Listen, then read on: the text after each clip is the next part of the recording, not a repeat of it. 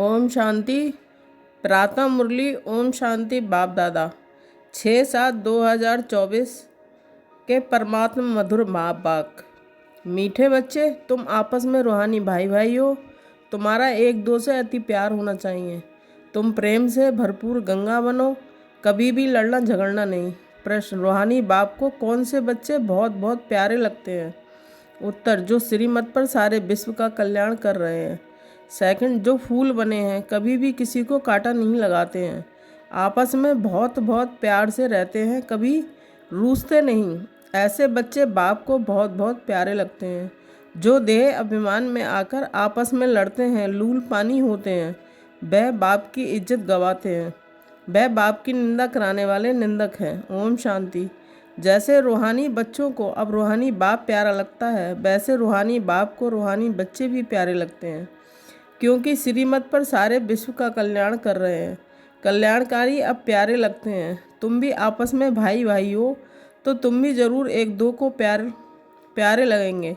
बाहर वालों से इतना प्यार नहीं रहेगा जितना बाप के बच्चों का आपस में होगा।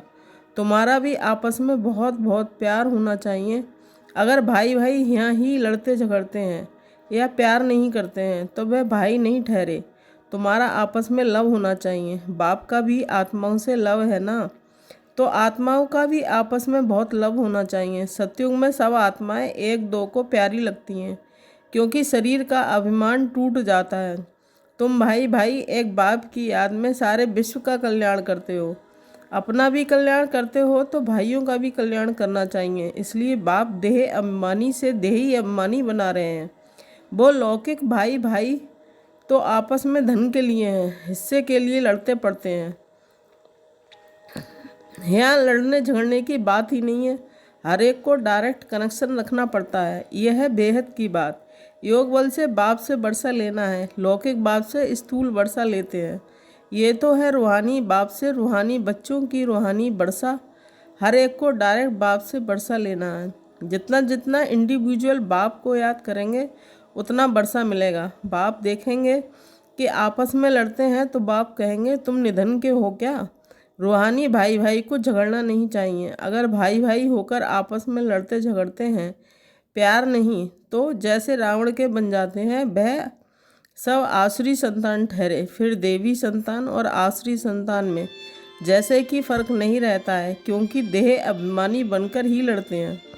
आत्मा आत्मा से लड़ती नहीं है। इसलिए बाप कहते हैं कि मीठे मीठे बच्चे, आपस में लून पानी नहीं होते हैं।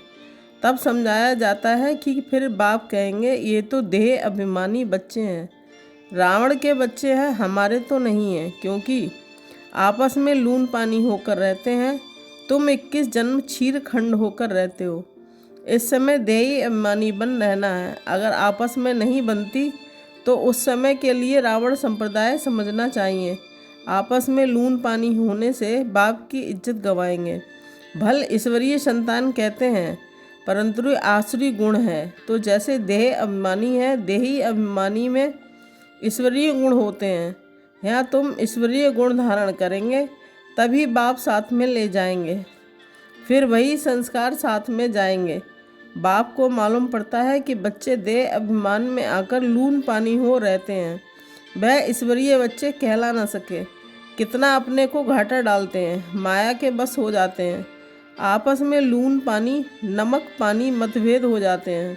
यूँ तो सारी दुनिया ही लून पानी है, लेकिन अगर ईश्वरीय संतान भी लून पानी हो तो बाकी फ़र्क क्या रहा?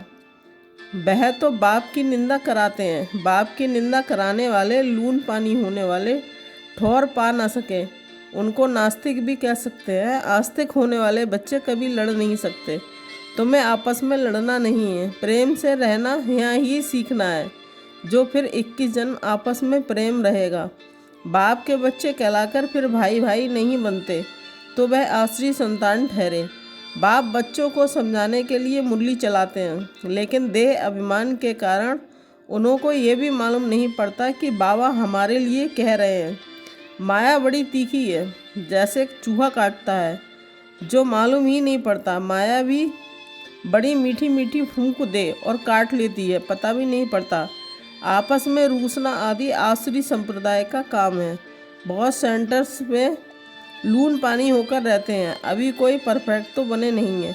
माया बार करती रहती है, माया ऐसा माथा मोड़ लेती है जो पता नहीं पड़ता है। अपने दिल से पूछना है कि हमारा आपस में प्रेम है व नहीं। प्रेम के सागर के बच्चे हो तो प्रेम से भरपूर गंगा बनना चाहिए। लड़ना झगड़ना उल्टा सुल्टा बोलना, इससे ना बोलना अच्छा है। Hear no evil. अगर किसी में क्रोध का अंश है तो वह लव नहीं रहता है। इसलिए बाबा कहते हैं कि रोज़ अपना पोता मेल निकालो।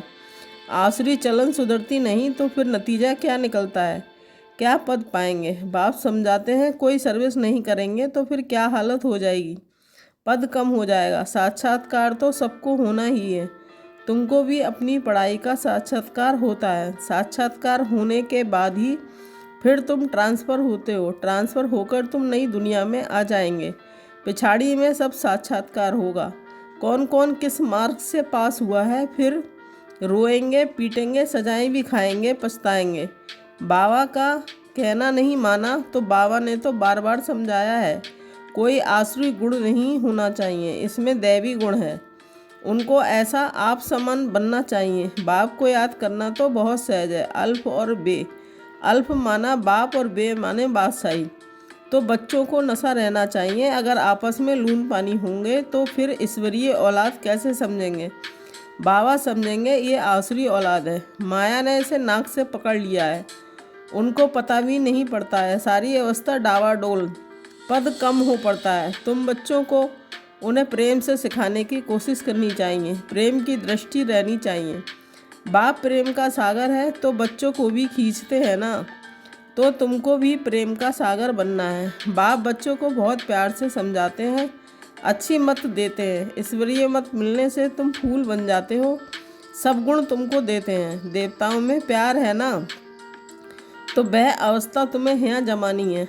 इस समय तुमको नॉलेज है कि फिर देवता बन गए तो नॉलेज नहीं रहेगी, वहाँ दैवी प्यार ही रहता है। तो बच्चों को अब दैवी गुण भी धारण करने हैं।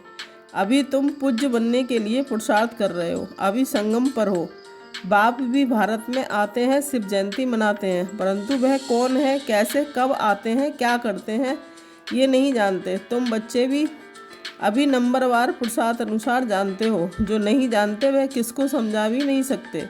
फिर पद कम हो जाता है। स्कूल में पढ़ने वालों में कोई की चलन खराब होती है तो कोई की सदैव अच्छी चलन रहती है। कोई प्रेजेंट रहे कोई एब्सेंट। यह प्रेजेंट वह है जो सदैव बाप को याद करते हैं, सुदर्शन चक्र फहराते रहते हैं। बाप कहते हैं उठते बैठते तुम अपने को सुदर्शन चक्रधारी समझो, भूलते हो तो एब्सेंट हो जाते हो। जब सदैव प्रेजेंट होंगे तभी ऊंच पद पाएंगे, भूल जाएंगे तो कम पद पाएंगे। बाप जानते हैं कि अभी टाइम पड़ा है, ऊंच पद पाने वालों की बुद्धि में यह चक्र फिरता होगा। कहा जाता है शिव बाबा की याद हो, मुख में ज्ञान अमृत हो, तब प्राण तन से निकलें। अगर कोई चीज़ से प्रीत होगी तो अंतकाल में वह याद आती रहेगी। खाने का लोभ होगा तो मरने के समय वह चीज़ ही याद आती रहेगी, ये खाऊं, फिर पद भ्रष्ट हो पड़ेगा। बाप तो कहते हैं कि सुदर्शन चक्रधारी होकर मरो और कुछ भी याद ना आए, बिगर कोई संबंध। जैसे आत्मा भाई है वैसे जाना है। लोभ भी कम नहीं, लोभ है तो पिछाड़ी समय वही याद आता रहेगा, नहीं मिला तो उसी आस में मर जाएंगे। इसलिए तुम बच्चों में लोभ आदि भी नहीं होना चाहिए। बाप समझाते तो हैं, बहुत है, लेकिन समझने वाले कोई समझे। बाप की याद को एकदम सीने से लगा दो। बाबा, ओहो बाबा, बाबा बाबा मुख से कहना भी नहीं है, आज अपाजाप चलता रहे।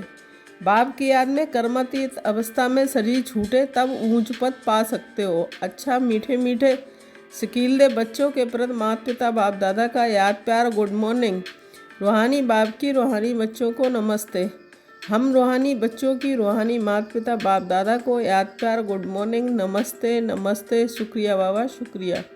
धारणा के लिए मुख्य सार 1 पॉइंट, प्रेम से भरपूर गंगा बनना है। सबके प्रति प्रेम की दृष्टि रखनी है, कभी भी मुख से उल्टे बोल नहीं बोलने हैं। 2, किसी भी चीज़ में लोभ नहीं रखना है, सुदर्शन चक्रधारी होकर रहना है। अभ्यास करना है कि अंत समय कोई भी चीज़ याद ना आए।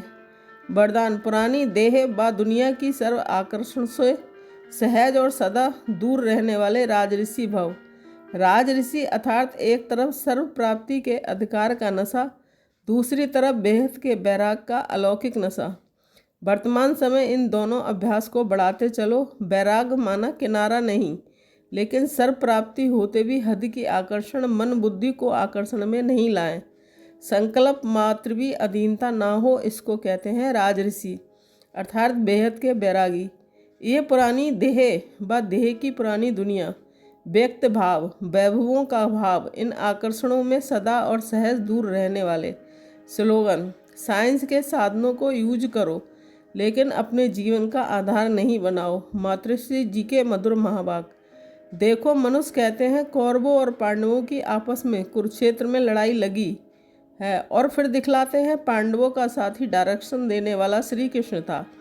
तो जिस तरफ स्वयं प्रकृति पति है, उसकी तो विजय जरूर होगी। देखो, सभी बातें मिला दी हैं। अभी पहले तो इस बात को समझो कि प्रकृति पति तो परमात्मा है, श्री कृष्ण तो सतयुग का पहला देवता है, पांडवों का सारथी तो परमात्मा था। अब परमात्मा हम बच्चों को कभी हिंसा नहीं सिखला सकता है, ना पांडवों ने हिंसक लड़ाई कर स्वराज्य लिया है। ये दुनिया कर्म क्षेत्र है, जिसमें मनुष्य जैसा जैसा कर्म कर बीज बोता है, वैसा अच्छा व बुरा फल भोगता है। जिस कर्म क्षेत्र पर पांडव अर्थात भारत माता शक्ति अवतार भी मौजूद है, परमात्मा भारत खंड में ही आते हैं, इसलिए भारत खंड को अविनाशी कहा जाता है। परमात्मा का अवतरण खास भारत खंड में हुआ है, क्योंकि अधर्म की वृद्धि भी भारत खंड से हुई है। वहाँ ही परमात्मा ने योग बल द्वारा कौरव राज खत्म कर पांडवों का राज स्थापन किया। तो परमात्मा ने एक आदि सनातन धर्म स्थापन किया, परंतु भारतवासी अपने महान पवित्र धर्म और श्रेष्ठ कर्म को भूल अपने को हिंदू कहलाते हैं। बेचारे अपने धर्म को ना जान औरों के धर्म में जुट गए। तो ये बेहद का ज्ञान बेहद का मालिक खुद ही बताता है कि ये तो अपने सर्व धर्म को भूल हद में फंस गए हैं, जिसको कहा जाता है कि अति धर्म गलानी। क्योंकि ये सब प्रकृति के धर्म है, परंतु पहले चाहिए स्वधर्म। तो हर एक का स्वधर्म है कि मैं आत्मा शांत स्वरूप हूँ। फिर अपनी प्रकृति का धर्म है देवता धर्म। ये 33 करोड़ भारतवासी देवताएं हैं। तभी तो परमात्मा कहता है कि अनेक देह के धर्मों को त्याग करो, सर्वधर्मानि परित्यज। इस हद के धर्मों में इतना आंदोलन हो गया, तो अब इन हद के धर्मों से निकल बेहद में जाना है। उस बेहद के बाप सर्वशक्तिमान परमात्मा के साथ योग लगाना है। तो सर्वशक्तिमान प्रकृति पति परमात्मा है, ना कि श्री कृष्ण। तो कल पहले भी जिस तरफ साक्षात प्रकृति पति परमात्मा थे, उनकी विजय गाई हुई है। अच्छा, ओम शांति। शुक्रिया बाबा, शुक्रिया।